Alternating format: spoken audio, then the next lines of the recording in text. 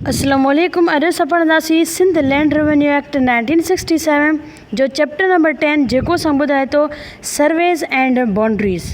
Survey जो मतिलबु आहे त कीअं बि ज़मीन जी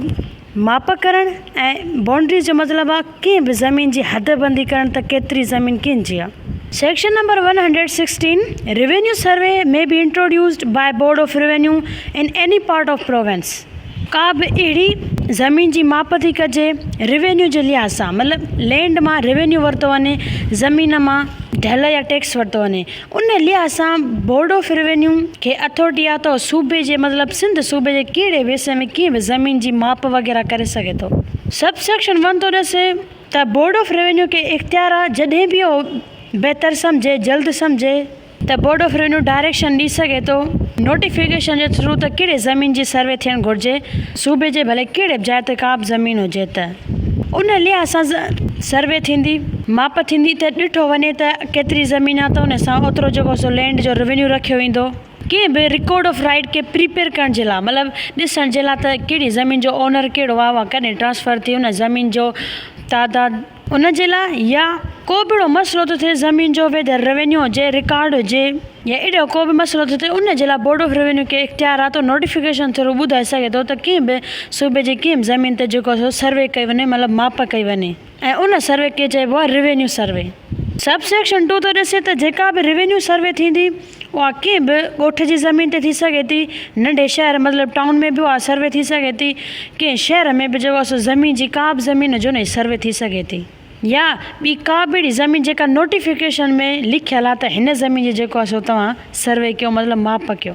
सब सेक्शन 3 थो ॾिसे त board of revenue J order खे ॾिसंदे, मतिलबु ऑर्डर जे मद्देनज़र जेके बि रेवेन्यू ऑफिसर्स आहिनि उन्हनि जे लाइ लाफुल हूंदो, मतिलबु उन्हनि खे इख्तियार आहे त अगरि उन्हनि खे लॻे थो त का अहिड़ी ज़मीन आहे जेका एक्सपीडियंट न आहे, मतिलबु उनखे अगरि सर्वे खां ॿाहिरि कयो वञे त बि सही आहे, उनजी सर्वे करणु ज़रूरी न आहे या उन्हनि खे जल्दी न आहे सर्वे करणु, त ऑफिसर्स जे लाइ जेके बि सर्वे था कनि उन्हनि ऑफिसर्स जे लाइ लाफुल आहे, उन्हनि खे इख्तियार आहे त कीअं बि ज़मीन खे एग्ज़ाम करे सघनि था, मतिलबु कुझु टाइम लाइ छॾे सघनि था ऐं सर्वे न बि करे सघनि था। Section number 117 power of revenue officers to define boundaries. Revenue officers खे इख्तियार हूंदो त ज़मीन जूं बाउंड्रीज़ ॾसनि, मतिलबु हद ॾसनि। सब सेक्शन 1 थो ॾसे त रेवेन्यू ऑफिसर उन मक़सद जे लाइ त कंहिं बि ज़मीन जो रिकॉर्ड थो ठहे या हिन एक्ट जे मुताबिक़ कंहिं ज़मीन जी असेसमेंट थी थिए,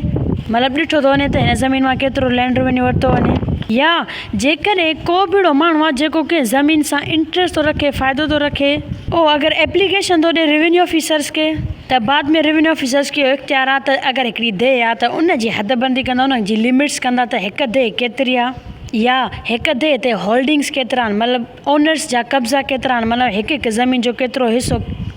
ओनर्स खे ॾिनल आहे, या हिकु दे ते फील्ड्स केतिरियूं आहिनि, मतिलबु ज़मीनूं ॿनियूं केतिरियूं आहिनि, या इवन दे जो को बि हिसो आहे उनखे उन जूं हदूं जेको सो revenue officers ॾसींदा।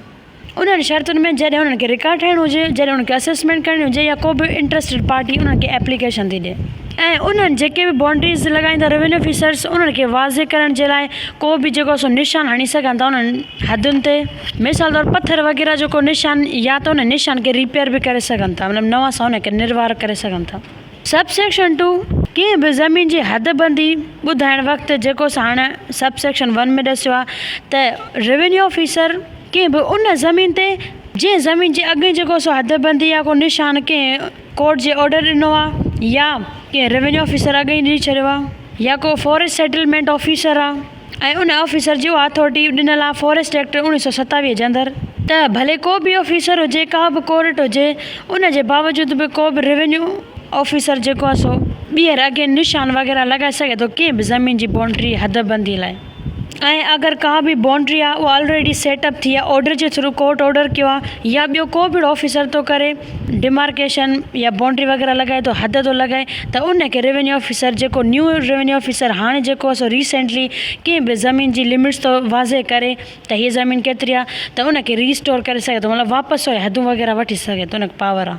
Section number 118 surveys for purpose of preparation of record. अगरि कंहिं बि ज़मीन जी पैमाइश थी थिए, माप थी थिए, उन मक़सद जे लाइ त को बि अगरि रिकॉर्ड वग़ैरह थो ठहे त उहो कीअं थींदो। सब सेक्शन 1 थो ॾिसे त जॾहिं का बि ज़मीन सर्वे थी थिए सेक्शन नंबर 55 जी क्लास नंबर सी रूल जे मुताबिक़ थी थिए, का बि ज़मीन सर्वे थी थिए, या सेक्शन नंबर 116 जे मुताबिक़ जेको असां रिसेंटली पढ़ियो त का बि ज़मीन अगरि सर्वे थी थिए उनजी, त रेवेन्यू ऑफिसर जेको बि ऑफिसर सर्वे कराए थो, माप वग़ैरह करे थो, उहो रेवेन्यू ऑफिसर नोटिफिकेशन जे थ्रू या प्रोक्लेमेशन मतिलबु इश्तिहार जे थ्रू जेके बि माण्हू न जेके ज़मीन सां वास्तो रखनि था, मतिलबु जिन जो बि हक़ ज़मीन ते थिए थो या ज़मीन ते को इंट्रस्ट थो थिए, त उहे माण्हू पर्सनली पाण या उन्हनि जो को बि अथोराइज़ एजेंट उनखे रेवेन्यू ऑफिसर घुराईंदो उन ॾींहं ते जंहिं ॾींहं ते सर्वे थींदी। उन नोटिफिकेशन में इहो ॾिठल हूंदो स्पेसिफिक टाइम हूंदो त कहिड़े टाइम ते थींदी। त अगरि कहिड़ियूं टेम्पररी मार्क्स मतिलबु निशान वग़ैरह हिकिड़ो नोटिस या जेको प्रोक्लेमेशन ओनर्स ॾे वेंदो या इंट्रस्टेड पार्टी ॾे वेंदो,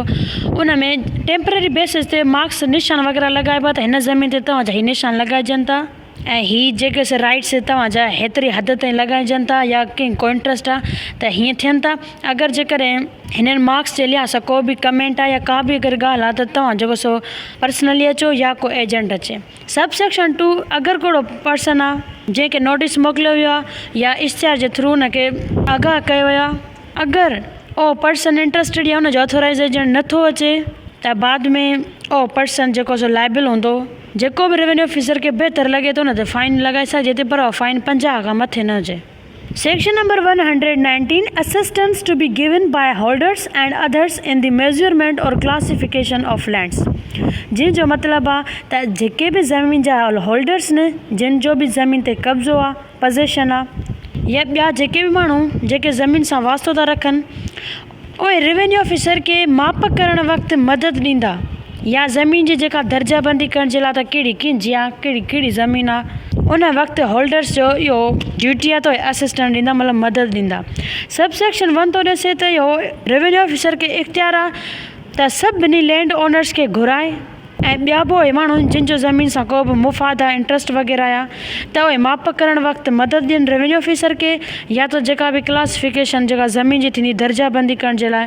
उन लाइ बि जेको सो रेवेन्यू ऑफिसर घुराए सघे थो सभिनी लैंड ओनर्स खे। ऐं उहा जेका मेजरमेंट करण वक़्तु जी शइ ज़रूरत पवंदी उहा आहे flag holders and chainmen. Flag holders जो मतिलबु आहे त इहे जेके बि असांजा होल्डर्स न उन्हनि जो कमु हूंदो त ज़मीन जी बाउंड्री या लिमिट्स हद करण जे लाइ